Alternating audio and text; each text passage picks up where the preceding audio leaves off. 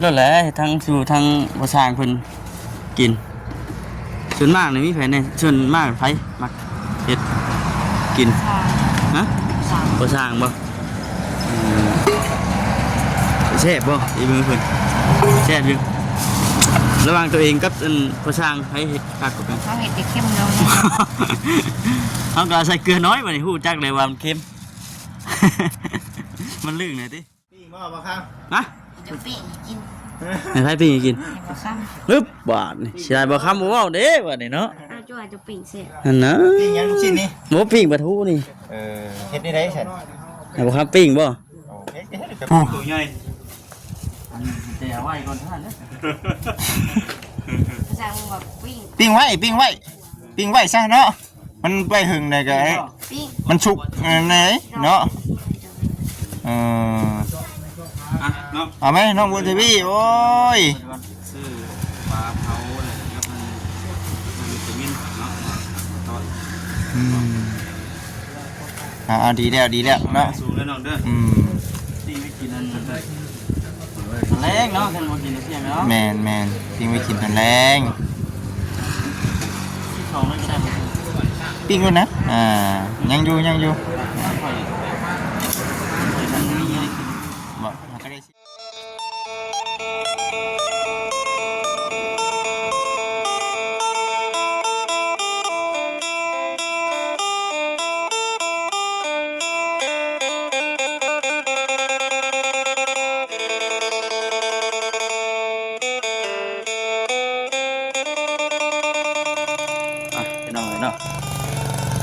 ทักทายสบายดีเด้อพี่น้องเด้อเนาะทักทายสบายดี FC กันเบิดสุขคนพี่น้องให้พบเจอกันอีกคือเก่าอยู่ที่บ้านที่เฮือนน้องสายฟ้าแล้วก็น้องบุญทวีน้องสายฟ้าคนรอเป็นไงมาใช่ไหมอ๋อสบายดีจักยุกเริ่มมาเลยจักยุกเริ่มเหมือนจักตั้งเลยมันระวังแมงกัดเลยเนี่ยนี่โอ้มีแต่แมงนี่เท่านี้ไม่ใช่เนี่ยแมงสามมันยังสองนะแมงสามมันยังสองเอ้า คิดว่าอันกอยปูนให้ช่างนะโมเมนต์บ่เช่นโอ้สองยุกสามยุกเนี่ยมันกินข้าวก็เล่มลุงหมายฮะลุงหมายยังเล่มไผ่ก็เล่มมากินเราเมื่ออะไรฮะเราเมื่อเราบ่เห็นคนเรามาบ่าวฮะระบาดจะบนก็คือบ่ซื้อให้บ่าวกินได้ใช่มีขนม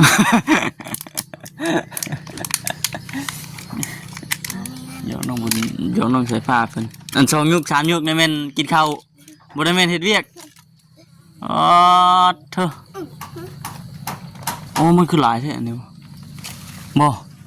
มันอยู่ในผาอะไรมึงโอ้มันตอดมือได้เป็นงานเท่านี้นะผิดได้ไหมอันตรายเลยน้องเสื้อผ้าเอ้ยเจ้าเฮ็ดยังนะเดี๋ยวออก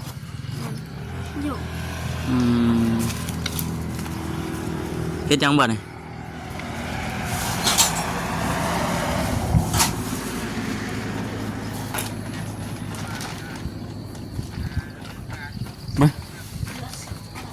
ฮะไม่ใช่ฮะเฮ็ดยังเอาสบายดีก่อนคิดว่าเราอยู่นะสิดอก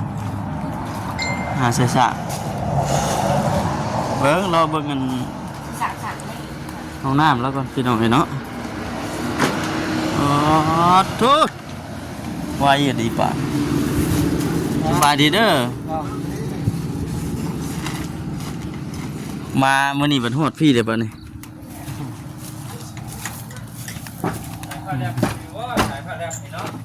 พี่น้องเนาะลังขี้เทคานบ่มื้อนี้บ่แดดเนาะแม่เนาะ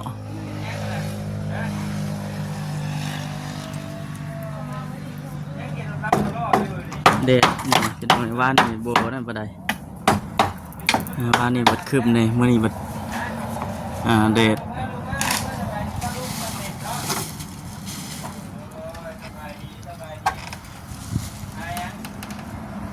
เ ตัวขันกลางนี่เห็นแล้วแต่ว่านี่บ่เออเดี๋ยวซ้ำนี่เนาะ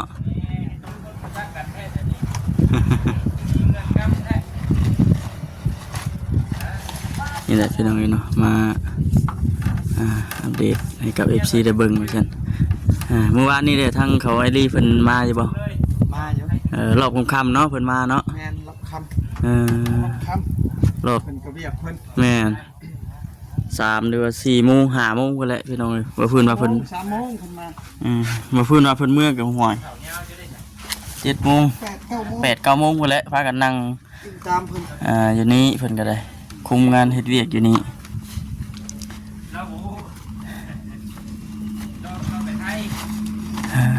เถอะ เราบ่ายไปแล้วสิที รอบบ่ายเพิ่นบ่เบิ่งพี่น้องเดี๋ยวว่าคำสิเข้าไปเบิ่งข้างในก่อนนี่เลยมื้อเช้านี้เพิ่นว่าหากะสำเร็จมื้อเช้านี้ว่าซั่นคักรอเบิ่งก่อน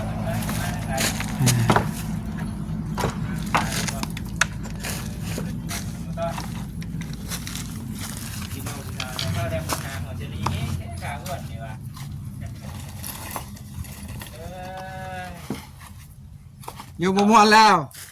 มื้อนี้อยู่บ่ม่วนแล้วบ่อันนั่นเอ้ย เป็นได้ไรบาท บ่เวียดโอ้ลูกอันนั้นบุญใส่ผ้าใส่ยาข่อย เป็นไร โอ้เพิ่นว่าสาวมันมาหา3เทื่อว่ะ บ่ ว่าบ่มีข่อยมาหา3เทื่อ มื้อนี้เห็นบ่อยู่ยากเลยวันนี้ติ ไปนี่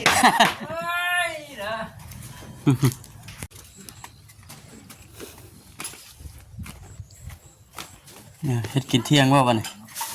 ฮะเฮ็ดกินยังน้องบุญทวี เปลี่ยนปลา ปิ้งปลาคือเอาแท้นี่พี่น้องเนาะเบิ่งเพราะว่าแดดจางอยู่วันนี้โอ้ฝนสิตกฝนสิน้ำลงมาอีกแล้ววันนี้ว่านี่ก็ห้ำเขาจะพื้นเลยว่าอยู่มื้อนี้ก็สิฟาดลงมาอีกเลยให้เราน้องบุญทวีเฮ็ดอันเขาแล้วเลยเนาะให้อันเพื่อนเด้มื้อนี้ทางใดเบิด ฮะ เพื่อนไปทางไหนมา มาวันเขาไปซื้อเครื่อง ว่านี่ไปซื้อเครื่อง อย่างพาไปซื้อเครื่อง ฮะ ไม่หักแล้วพาไปซื้อเค เอา รื่องตลาด ไม่หักพาไปซื้อเครื่องอยู่ตลาด แต่เขาเมื่อก่อนทำงานเขามันนี่แต่เขาวอกมันเขา เขาเลยบอกเลย ไกลว่าจังนี่ไปหาเพื่อนหมู่น่ะ ประมาณ4-5 ลัก อืม ถ้าอย่างเขากาน อนพี่บ่เมื่อคืนนี่ ดู มาแรงได้ เล่นกันนอนพี่ FC เพิ่นเฮงคอมเมนต์เข้ามาไปดินน้ำหมูน้ำคู่กันระมัดระวังเด้อน้องบุญทวีเด้อว่าซั่นไปดินไปได้เฮาไปนอนดินน้ำหมู่ดินน้ำเกมสิบ่ ถ้าเข้าไปซื้อเกมไม่แต่เขาเบิ่งหนังเขาก็นอน เบิ่งหนังแล้วก็ บางทีก็นอนปะโทรศัพท์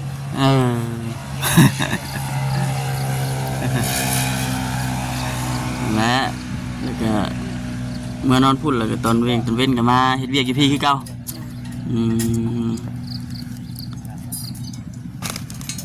น้องบุญทวีบ่สิโชว์สีมือเองมื้อนี้เดี๋ยวดังไฟให้พ่อช้างเพิ่นซื้อบ่ นี่ก็ได้ ปิ้งเองบ่ป๊อดตะผากอ่ะโอ้ย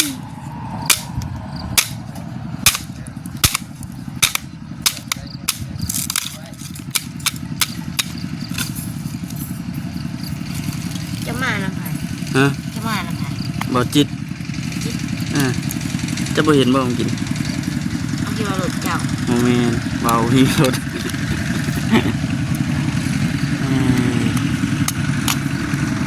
ว่านนี่เด้มีใครไหนเข้ามาทางไอรีเพิ่นเข้ามารอบค่ำบ่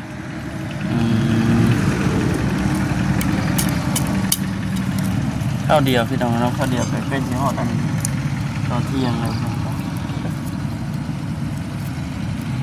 อันนี้มันจะจบคลิปเลย ย่างอยู่พี่ดีหาก็ได้หาที่ยิ้มกินโดยทางบ่เวียดเพิ่นถ่ายคลิปก่อนนี่เข้ามาน้ำหลังว่าซั่น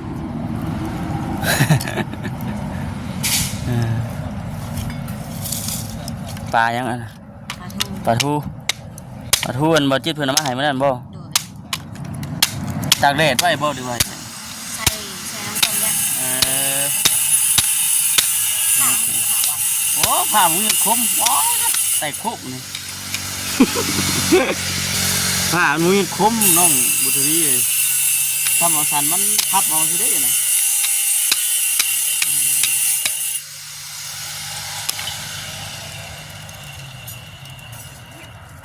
ไฟมันดังอยู่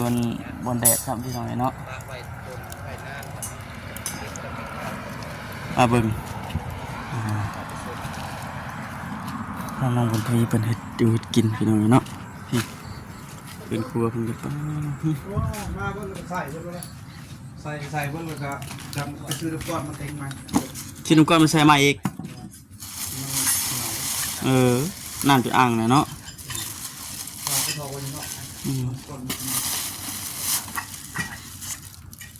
เปลี่ยนน้ำแล้ว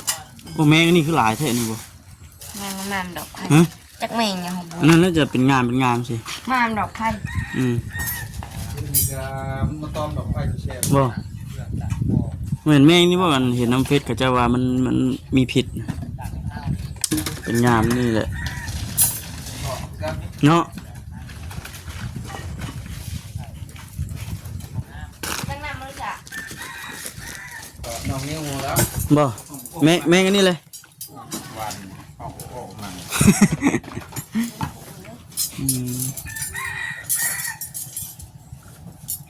เทไว้ในมุ้งไว้สบายเนาะบัดนี้บุกแย้มอยู่กับ เนาะ ตกมากับห้องประหยัด มองหักเป็นหยังแล้วปะนี่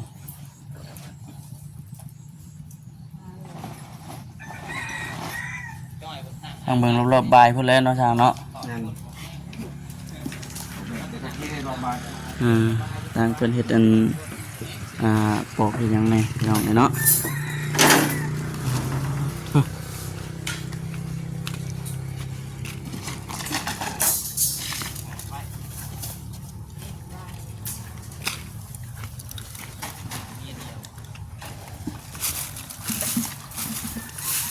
นี่รีบปะนี่น้องใส่ผ้า น้องสบายดีเด้อทางนั้น เจอ ครับเพิ่นเก็บเครื่อง บ่ เครื่องบ่ได้ใช้มัน นี่บ่ โดยเบิ่งมันบ่งาม เนาะ กับย่านงูเงี้ยแล้วเนาะ แม่นั่นแหละกี่เข็บไม่งอดทำมาปีแล้ว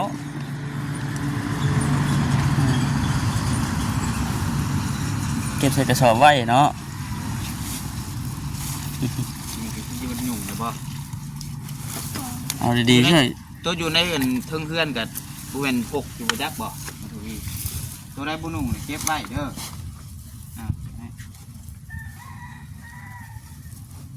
อย่าโลกได้ นี่ฝั่งเองเลย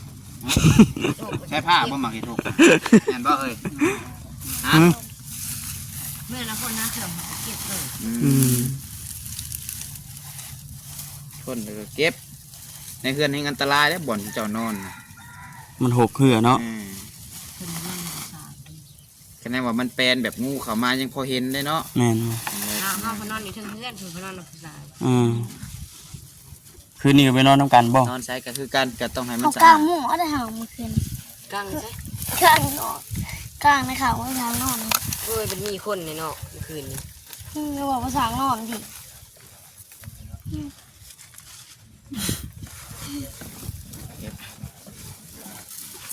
เครื่องตัวนี้คุณทวีใส่บ่ ก็ไม่เครื่องเขาได้ เครื่องไฟสั่น เครื่องเขาตุ้ม ตัวอะไรนั่นที่จะสักแล้วบ่ล่ะผม ห้อยศีรษะเกิน อ๋อเต็มกระสอบมาเนี่ยคุณ เครื่องคือมันได้แต่ นี่ ไรมันยังไม่เยอะกับป้าไว้ นี่แหละนี่สัก มันยังใหม่เลย เนาะ เก็บภูมิไว้ไปแล้วเลยสักแล้วเอาไปตากดีๆพวกอันนี้ก็เจ้าก็พ่อเห็ดใหม่จังเนาะ หกเหือจะด้านจะเตนเท่านั้นแหละอันนี้หุบเผือกเกโอ้ย ขนมมีใหม่นั่นพอได้หื้อได้เอามาเห็ดใหม่มีอยู่บ่ใหม่ภายบ้านใหม่ นี่ตัดเอา ของชูเจ้าเองได้ เขาไปเผาแล้วก็ อยู่ใช้ก่อนเอาก่อนนี้ เอามาเร็ว ไอ้เบิดแล้วเก็บเอาเบิด นี่เด้ตัวนี้ เก็บเบิดโลดผ่าแพร่ขนาดแพร่สิ มวน คือสิบ่แม่นแล้ว10ตัวนี่เนาะ ยังไม่อยากเสร็จหน้าเสร็จมือกับ จะหน่อยก็เฮ็ดเลยได้สิออกน้ำมันเนี่ยแต่เฮ็ดเลยออกน้ำมันแต่ข้าวดำน้ำรู้จักบ่ ไม่ได้นี่ ปอแต่หัวจนนี่หัวพี่ กับแพ้นี่บ่เคยพ่อแผบเลย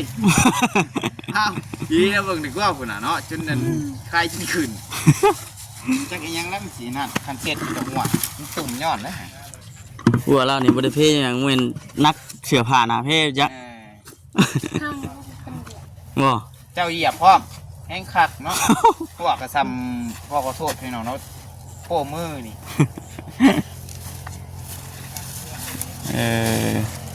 ล่างนี่ร้อยเปลี่ยนหน้านี่ร้อยบ่น้องบุตรวีบ่ เวลาก่อนจะมาเสียถึงตัวน้องเป็นคนใหม่แล้วก็หาคนใหม่ นี่วะ อันนี้ได้แม่งอันนี้มันมาหุ่มเฮ็ดได้ไหมไม่ปิ้งเจ้าสิเฮ็ดกินตอนเที่ยงนี่บ่นั่นฮะเฮ็ดแล้วแหละเฮ็ดทั้งสู่ทั้งประสางเพิ่นกินส่วนมากนี่มีไผในส่วนมากไผมักเฮ็ดกิน สาม ฮะ สาม ประสางบ่แซ่บบ่อีมือเพิ่นแซ่บอยู่ระหว่างตัวเองกับประสางไผเฮ็ดคักกว่ากัน เขาเห็ดจะเข้มแล้วนะ เขาก็ใส่เกลือน้อยมานี่ฮู้จักเลยว่ามันเค็ม มันลึกหน่อยติกินไปกินมาเลยลึกครับหึ ปาดนะปาดแล้วก็ปาดให้มันเกลือเป็นนวลเข่าซีนเขานางมันโอ้บอกคำปิ้งขายอยู่น้ำเพื่อนนี่ถือว่าสุดยอดได้ขายดีอยู่ปิ้งปลาทูนี่อึบเกลือกับมันเป็นนัวนะพี่น้องปาดบังเก็บไว้ดีช่วยอันนั้นหามใบอีก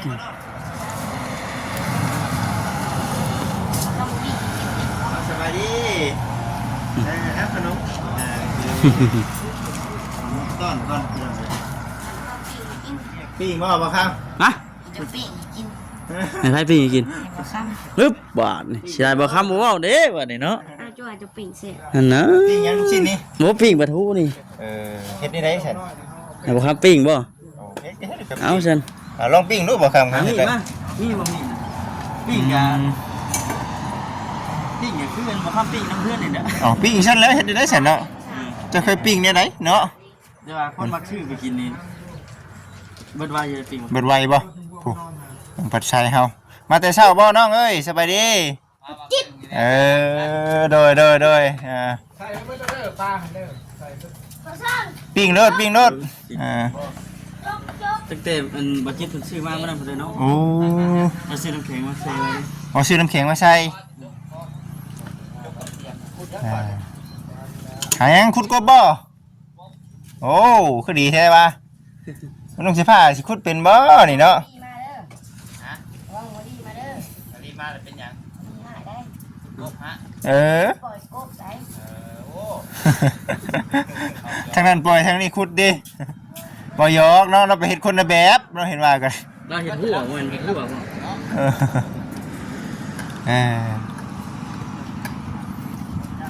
อ้าว มา เบิ่งไปพี่น้องเอ้ยจะเห็นว่านี่บ่ครับ นี่ มีหินอยู่เนาะมีหินอยู่ใช่ไหม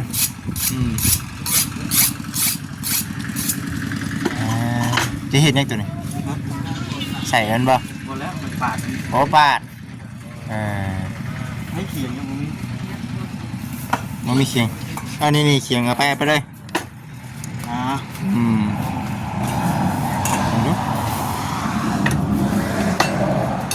เอาสบายดีอ๋อตัวฉันได้กินว่าฉาบปลาทูเขานี่เบิ่งครั้งแล้วเบิ่งก่อน เนาะ นี่หัวแซนตัวใหญ่ อันนี้แต่เอาไว้ก่อนท่านนะ สั่งแบบปิ้ง ปิ้งไว้ซะเนาะมันไปหึงเลยก็ ปิ้ง มันชุกไหนเนาะเนาะ เอาไหมน้องบุญทวีโอ้ย ซื้อปลาเผาอะไรครับมันวิตามินเนาะตอนเอาดีแล้วเนาะ สูงแล้วน้องเด้อ ตีไม่กินนั่นเลยแรงเนาะท่านมากินเที่ยงเนาะ แมนปิ้งไว้กินตอนแรง เ สองเลยก็ได้บ่ ปิ้งด้วยนะยังอยู่ ข่อยมันมีอะไรกิน บอกมันก็ได้ชิป3นี่ได้อ๋อโดยพี่น้องเอ้ยเนาะ